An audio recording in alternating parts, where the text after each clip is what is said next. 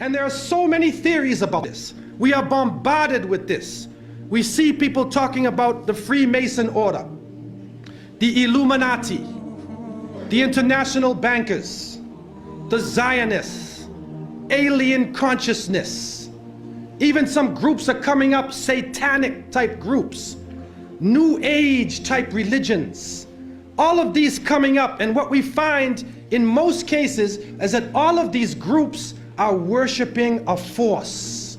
If you go to the highest level of these groups, you see they are doing a type of worship. It is not to God. It is not the God of Moses or Jesus or Muhammad, peace be upon them. It is another force. And they are worshiping this force. They are seeking and taking strength out of this force.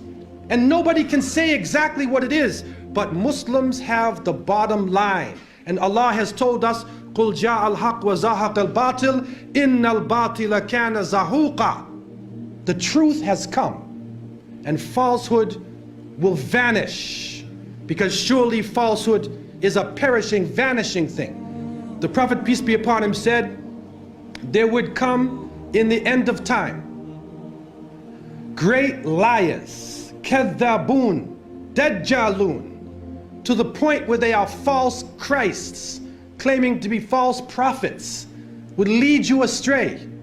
And they will come to you with a type of speech that you nor your parents have ever heard of before. Beware of them. Beware that they take you astray. Beware that they put you into a fitna, a trial, and a temptation. And so the Prophet, peace and blessings be upon him, did not speak from himself.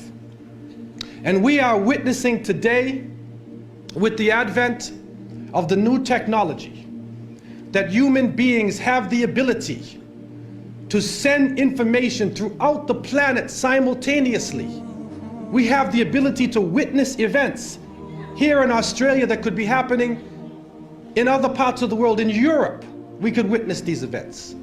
But at the same time, we can be confused simultaneously.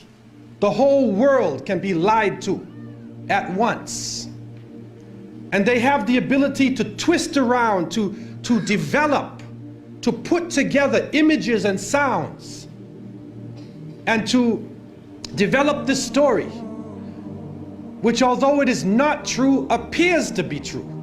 And you know it's not true, but you watch it as though it is true, and it affects the way you think. And so, as the Prophet, peace be upon him, said, Sadaqa Rasulullah alayhi salatu wasalam, they will come to you with a type of speech that you nor your parents have ever heard of before. You have never heard this thing before. Sadaqa Rasulullah alayhi salatu wasalam. The masses of the people become helplessly preoccupied.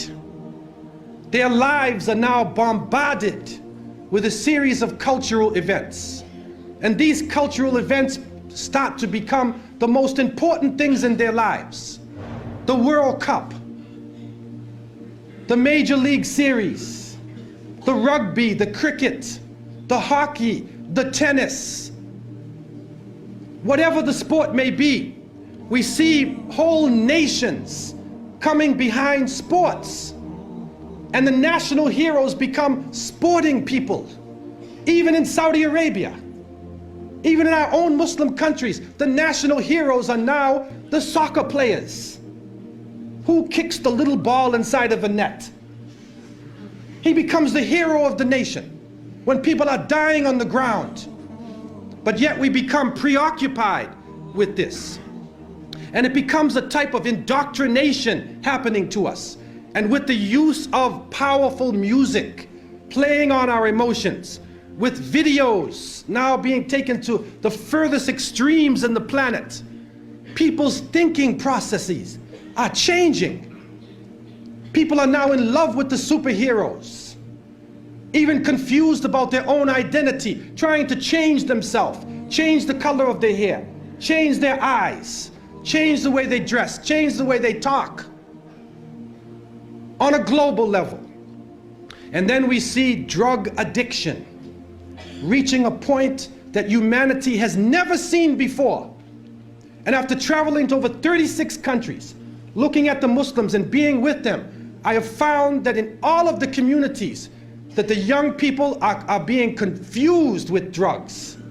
It is pouring into our countries. No matter what form it takes, cocaine, LSD, psychedelic, depressants, put you up, put you down, confuse you, but create a false world and give you a false dependence so that you become dependent on the chemical. You forget about Allah. Your God becomes the pusher. Your God becomes the chemical. And so creating this dependency amongst the masses of the people. And then we see lethal social diseases being spread. And it is said that in Southern Africa, and Allah knows best what this really is, but they say that in some parts of Southern Africa, 1 out of every 4 people is HIV positive. Then we see the planet malfunctioning. We're supposed to be rising in technology. Our life is supposed to be getting better, but the very planet that is created in order to serve us is malfunctioning. The air is becoming polluted. The water is becoming polluted. The animals are dying. They are cutting down the rainforests. They are destroying forms of life. And now we are getting strange forms of cancer. Other diseases, other lumps and tumors and things popping up in our bodies that we have never seen before. And it is happening all over the planet. The world changes. Those who are connected to the electronic technology are put into a state of fear. And images are being placed in front of their eyes, as the images were before. And these images are connected to the geopolitical situation. Don't be fooled. And we, the innocent people, trying to look at the world and trying to understand what is going on, we see everything is moving toward one world state, one world police force, one world bank, and one world unelected elite that rules over us not based upon the will of the people or democracy, but rules over because of control of the bank, control of the economy and the flow of the money, which is changing every day, changing from gold and silver to paper to plastic. And now they are trying out chips. They're putting chips in somebody's head. They tried it in Florida. And if you can take anything from me, don't ever let anybody put a chip inside of you.